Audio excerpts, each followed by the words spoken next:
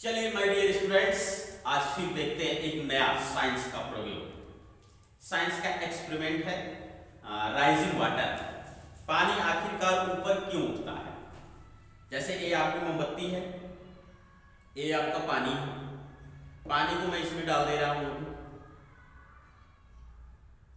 पानी को कलर कर दिया हूं ताकि दिखे थोड़ा सा, इसलिए ऐसा कलर किया गया है। पानी इसमें डाल दिया गया। अब इसको मोमबत्ती को जला देंगे। अभी जला देते हैं, मोमबत्ती को हम लोग जला लेते हैं।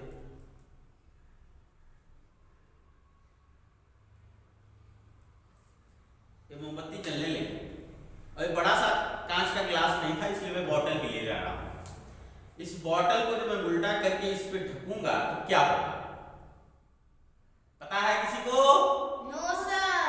No sir. देखिए, इसको जब मैं ऊपर करके ऐसे ढकूंगा तो पानी अपने आप ऊपर चढ़ने लगेगा। अब इसको आप कहेंगे मैजिक है, जादू मारेंगे और पानी ऊपर चढ़ने लगेगा। नहीं, इसके पीछे साइंस है। साइंस अपने आप में खुद एक जादू है। साइंस एक खुद मैजिक है। साइंस को अगर समझना आप सीख लिए तो मैजिक आपने सीख लिया। अभी इसको हम देखते हैं। देखिए, इसको मैं जब इसमें ढकूंगा, मोमबत्ती बुझ जाएगी, पानी धीरे धीरे ऊपर अपने आप चढ़ना शुरू हो जाएगा। और उसका मैं रीजन ये बताऊंगा कि रीजन क्या है, किस कारण से वह पानी ऊपर चढ़ता है। वह कोई जादू नहीं है। चलिए देखिए, आराम से इसको ढकते हैं ताकि मोमबत्ती पहले ढकते समय ही न बुझ जाए।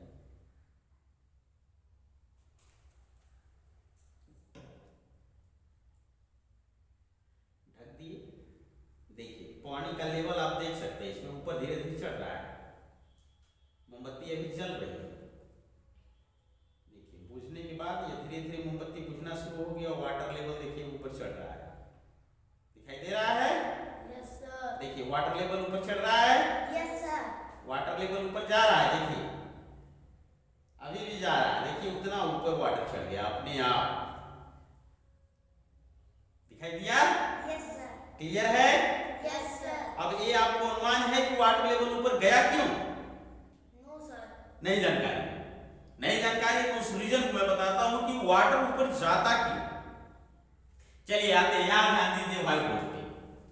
व्हाइट बोर्ड पे यहां मैं लिखा हूं रीजन। रीजन का मतलब क्या होता है? रीजन मींस क्या होता है? कारण। रीजन मींस कारण। रीजन क्या है, किस कारण से यह पानी ऊपर जाता है?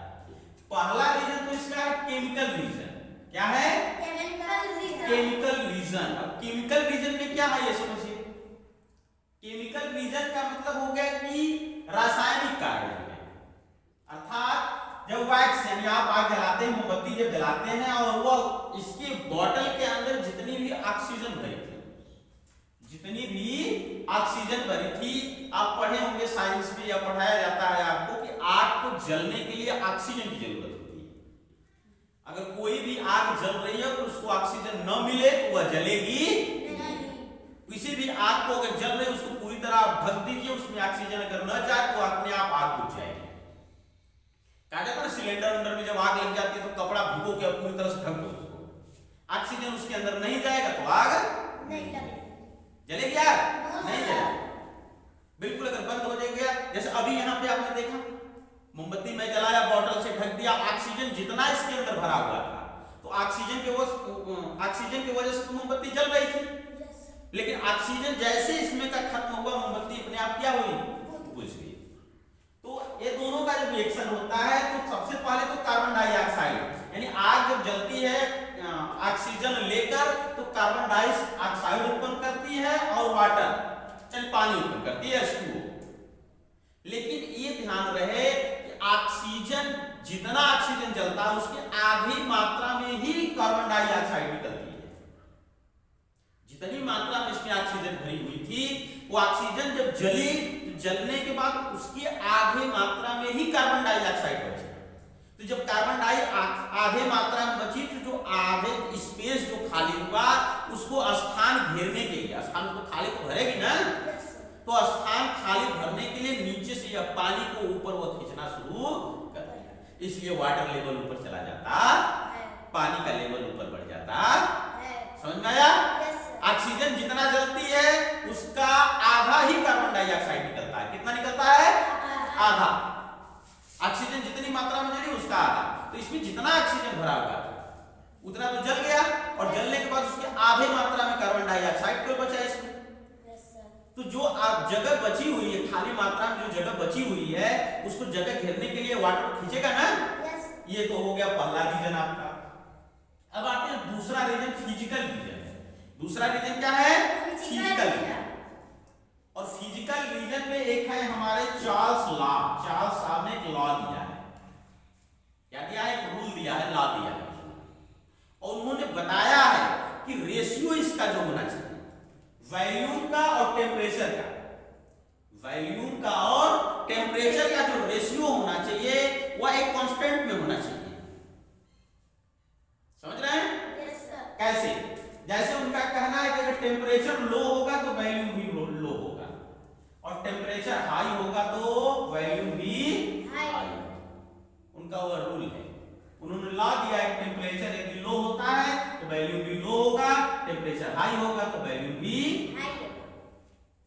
अब उन्होंने यहाँ पे यह समझाने की कोशिश की है, यहाँ पे उन्होंने बताया है कि जब यहाँ पे हमने आग लगाया, बात समझ रहे हैं? जब इसमें हमने आग लगाया तो वह मात्रा में उसकी जो वॉल्यूम थी वो कम हो गई ना, गर्म हो जाने के कारण, जल जाने के कारण।